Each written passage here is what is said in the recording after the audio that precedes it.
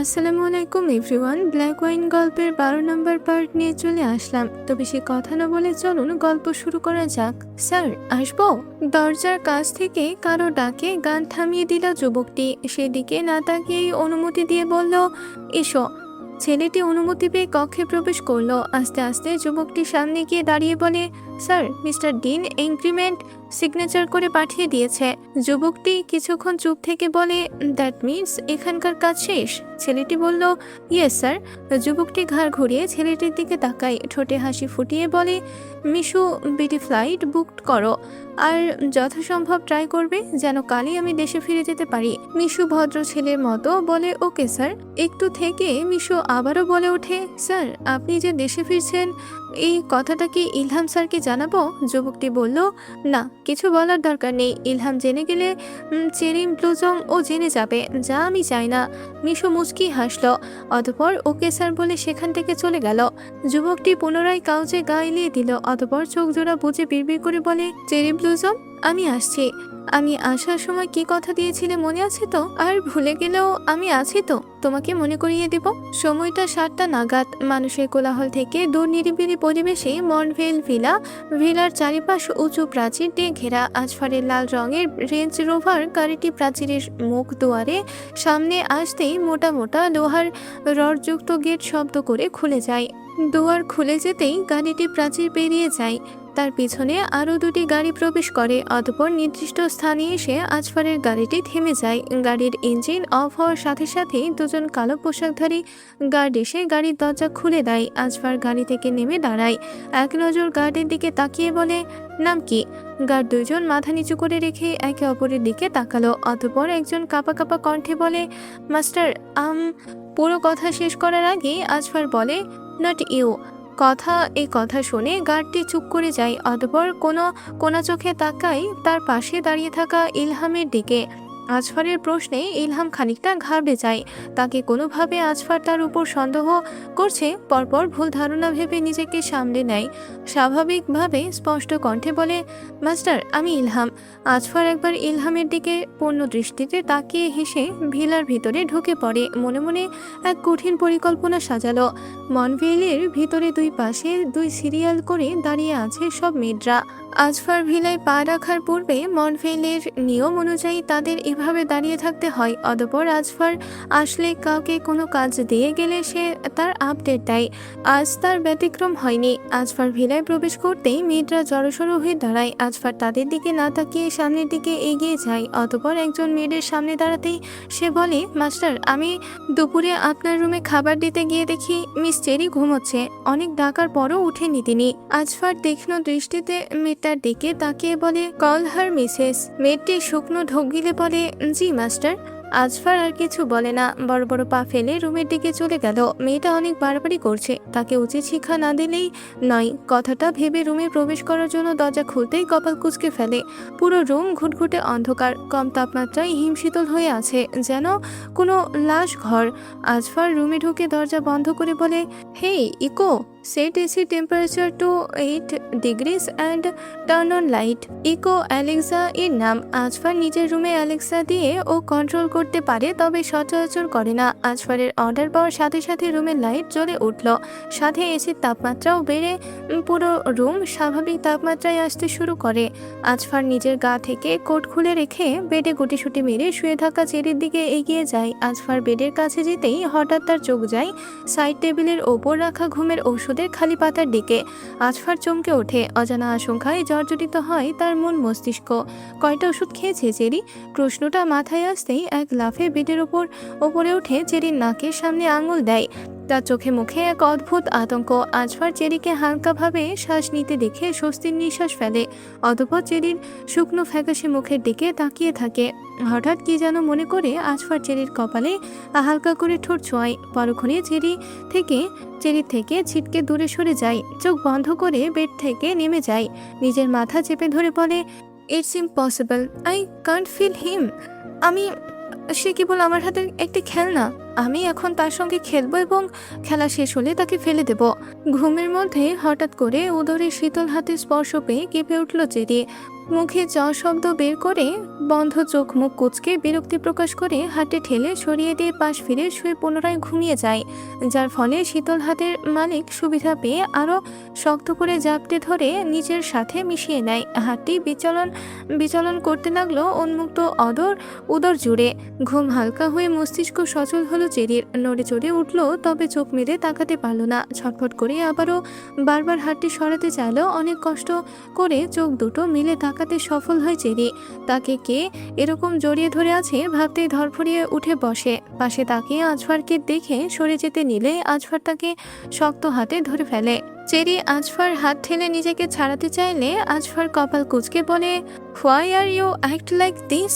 ছেড়ে দিলে এখনই বেড থেকে নিচে পড়ে যাবে তুমি। চেরি পাশ ফিরে তাকিয়ে দেখলো সে সত্যিই বেডের একেবারে কর্নারে চলে এসেছে। চেরি সোজা হয়ে ঠিক করে বসে আজফারের হাত ঝাড়া মেরে সরিয়ে দেয়।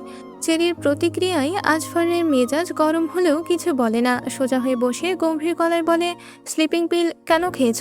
চেরি আজফারের প্রশ্নের কোনো জবাব দেয় না। নির্বিকার চিত্তে তাকিয়ে থাকে সামনের দিকে। এরকম একটা ভাব যেন পুরো রুমে সে নিজে ছাড়া অন্য কেউ দ্বিতীয় কোনো মানুষই নেই। আজফারের সাথে সাথে কথা বলা তো দূর, তার মুখটা পর্যন্ত দেখতে চায় না সে। চেরি যদি দুনিয়ার সবচেয়ে বেশি কাউকে ঘৃণা করে থাকে, সে হলো তার পাশে বসে থাকা নিকৃষ্ট পুরুষ আজফার ইসদান। চেরির এই নিরুত্তর ভঙ্গিতে বসে থাকা আজফারের মাথায় আগুন ধরিয়ে দেওয়ার জন্য যথেষ্ট। আজফার দাঁতে দাঁত চেপে চেরির চোয়াল শক্ত করে ধরে নিজের দিকে ফিরায়। চেরি ব্যথায় চোখ মুখ কুঁচকে ফেলে, তবে কিছু মুখে টু শব্দ বের করে না। আমি তোর ফাকিং অ্যাটিটিউড দেখতে চাইনি। আমার প্রশ্নের উত্তর দে। কেন খেয়েছিস স্লিপিং পিল? কয়টা খেয়েছিস সেই বল? আজফারের প্রশ্নে চেরি যেন বিরক্ত হলো। তাই তো কপাল কুঁচকে আজফারের চোখের দিকে তাকিয়ে বলে, মুখে বলছেন স্লিপিং পিল, আবার জিজ্ঞাসা করছেন কেন খেয়েছি? আর রইল কয়টা খেয়েছি? বেঁচে যেহেতু আছি, মারার জন্য খাইনি এটা নিশ্চিত। আজফারের ঘাড় কাত করে হাতের বুড়ো আঙুল চেরি ঠোঁটে রেখে স্লাইড করে বলে, ঘুম না আসা সত্ত্বেও স্লিপিং পিল খেয়ে ঘুমানোর প্রয়োজন কি ছিল? নাকি রাতে জাগতে হবে তাই আগেই ঘুমিয়ে নিয়েছিস? শেষ কথাটি চেরির কানের কাছে ফিসফিস করে বলে। আজফারের কথায় ঘৃণায় চেরি নিজের মুখ অন্যদিকে ফিরিয়ে চোখ বুজে সহ্য করে। এই মুহূর্তে শ্বাস বন্ধ হয়ে গেলে কতই না ভালো হতো তার। চোখ বন্ধ রেখেই বলে, কেন করছেন এরকম? আমি তো আপনার কোনো ক্ষতি করিনি। তবে আজফার চেরির থেকে সরে গিয়ে বলে, শুধু তাকে তার প্রাপ্য যন্ত্রণা বোঝানোর জন্য। চেরি বিরস মুখে হেসে বলে, যার কোনো কালেই আমার প্রতি মায়েই ছিল না, সে কেন আমার কষ্টে যন্ত্রণা পাবে? সে যে আমার অবস্থা সম্পর্কে অবগতই নয়, তাকে কী করে যন্ত্রণা বোঝাবেন? অতঃপর কিছুক্ষণ চুপ থেকে কিছু একটা ভেবে বলে, ওই দিন আপনি বলেছিলেন নাথিং কামস ফর ফ্রি। পৃথিবীতে কিছুই ফ্রি পাওয়া যায় না। কিছু পেতে গেলে তার বদলে কিছু না কিছু দিতে হয়। আজফার ঠোঁট কামড়ে এক ভ্রু উঁচু করে বলে, ইয়া। চেরি অদ্ভুত সুন্দর করে হাসল। সরাসরি আজফারের চোখের দিকে তাকিয়ে স্পষ্ট কণ্ঠে বলল, যেহেতু আপনি আমার সবচেয়ে দামি জিনিসটা আমার কাছ থেকে কেড়ে নিয়েছেন, তাই তার বদলে আপনাকেও আমার ইচ্ছা অনুযায়ী আমাকে কিছু একটা দিতে হবে, যা আমি চাই। কথা বলতে গিয়ে চেরির কলিজা ছিঁড়ে যাচ্ছিল। তার মনে হচ্ছে সে নিজের দেহ বিক্রি করছে আজফার ইসদানের কাছে। নিজের আত্মসম্মান নিজের হাতে মেরে কবর দিচ্ছে। কিন্তু এখন কিছু করার নেই তার। তাকে এখান থেকে মুক্তি পেতে হবে। যা হারিয়েছে তার ফিরে পাওয়া যাবে না। আজফার চেরির কথা শুনে উচ্চ স্বরে হেসে উঠল। হাসিতে ঝরে বিদ্রুপ যা চেরির হৃদয় ক্ষতবিক্ষত করছে। চোখ নাক জ্বালা করছে। যে কোনো সময় চোখ দিয়ে জল গড়িয়ে পড়বে ভাব। অনেক কষ্ট নিজেকে সামনে নিল চেরি। বড় বড় শ্বাস ফেলে কান্না আটকালো। এদিক সেদিক তাকিয়ে নিজেকে স্বাভাবিক করে বলে, নিজের নীতি ভঙ্গ করতে চাইছেন? আজফার বলল, নেভার মাই ফাকিং বেব। আজফার ইসদান নিজের কথার খেলাপ করে না। মুক্তি ছাড়া তোমার 3টা চাওয়া পূরণ করব। চেরি মুখ চুপসে গেল। মুক্তি ছাড়া সব দিবে, কিন্তু আজফার ইসদানের কাছে তার মুক্তি ছাড়া আর কি বা চাওয়ার থাকতে পারে? কিছুই না। মুক্তি ছাড়া দুনিয়ার সব কিছুই এই মুহূর্তে তার জন্য নগণ্য, মূল্যহীন। আর নিজেকে ধরে রাখতে পারল না। ছলছল চোখে আজফারের দিকে তাকিয়ে বলে, কেন আমাকে বারবার ভেঙে দিচ্ছেন? দয়া করে একটু সামনে নিতে দেন। আজফার চেরির মুখটা উপরে তুলে তার দিকে কিছুটা ঝুঁকে বলে, নিজেকে গুছিয়ে রাখার কোনো লাভ নেই, কারণ তুমি যতবার নিজেকে গুছিয়ে নেবে আমি ততবার তোমাকে ভেঙে দেওয়ার নতুন উপায় খুঁজে বের করব। আজফারের কথা শুনে চিরি থমকে গেল। আজফার তাকে সামলাতে দিবে না, ভাঙবে বারবার। যতবার সে নিজেকে গুছিয়ে তুলবে ততবার ভাঙবে। মুহূর্তেই কঠিন এক জেদ চেপে ধরে তাকে। চোখ মুখ পরিবর্তন হয়ে যায়। চিরি আজফারের চোখে চোখ রেখে ঠোঁট বেঁকিয়ে বিষাদ ছুড়ে বলে, তাহলে আমি আর কখনোই নিজেকে গুছিয়ে তুলব না। আমি আর কখনো কারো মায়ে নিজেকে জড়াবো না। যে খেলায় আপনি আমাকে গুটি বানিয়েছেন, সেই খেলার আমি আরেকজন অংশীদার হয়ে খেলবো এবার। ইসলাম, আমিও দেখতে চাই এই খেলায় কে জেতে। আজফার হেসে উঠল, পরপর হাসি থামিয়ে বলে উঠল, একবার আমার সংস্পর্শে এসে তোমার এত পরিবর্তন, আই লাইক ইট। দুজনে তাকিয়ে থাকে একে অপরের দিকে। একজনের চোখে অহংকার দাম্ভিকতা, আরেকজনের চোখে মুক্তি পাওয়ার অপেক্ষা। রকেটের বেগে একটা বাইক এসে থামে এক যুবকের পায়ের কাছে। ঘটনাক্রমে যুবকটি দুপা পিছিয়ে যায়।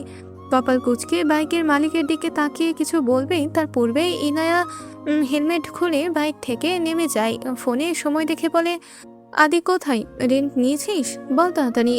আদি বলল, এত তাড়া কিসের? এতদিন পর দেখা হলো, ভালো মতো জিজ্ঞেস করবো তা না করে। বাকি কথা বলার আগে ইনায়া বিরক্ত নিয়ে বলে, ও প্লিজ, দুদিন ধরে এখানে সেখানে ঘুরছি, এখন আমার রেস্ট চাই। আর পরে এই কালকের করা মালটাকেও খুঁজতে হবে। আদি বলল, কার কথা বলছিস? ইনায়া বলল, কালকে বলবো, এখন বল কই রেন্ট নিয়েছিস? আদি কথা না বাড়িয়ে বলে, 3rd ফ্লোর, এই যে চাবি, আমি সব সেট আপ করে নিয়েছি। ইনায়া চাবিটি নিয়ে ওকে বলে চলে যেতে নিলে আদি বলে, শোন, অনেক করতে একটা বাড়ি পেয়েছি, কেউ সিঙ্গেল মেয়ে ভাড়া দিতে চায় না, প্লিজ দয়া করে কারোর সাথে ঝামেলা জড়াস না। ইনায়া চোখ রাঙিয়ে বলে, হোয়াট ডু ইউ মিন? আদি বলল, তুই ভালো করেই জানিস আমি কি বলছি, আগের বারের মতো কারো মাথা ফাটাস না প্লিজ। ইনায়া বলল, এই ছেলে। ইনায়াকে মাঝ কথায় থামিয়ে দিয়ে আদি বলে উঠল, প্লিজ। ইনায়া বলল, ওকে, আই ট্রাই মাই বেস্ট। এই বলে ইনায়া ভিতরে চলে যায়। আজকের গল্পটি এ পর্যন্তই শেষ হয়ে গেল। পরবর্তী পার্ট পেতে অবশ্যই চ্যানেলটিকে সাবস্ক্রাইব করে রাখবেন। ধন্যবাদ।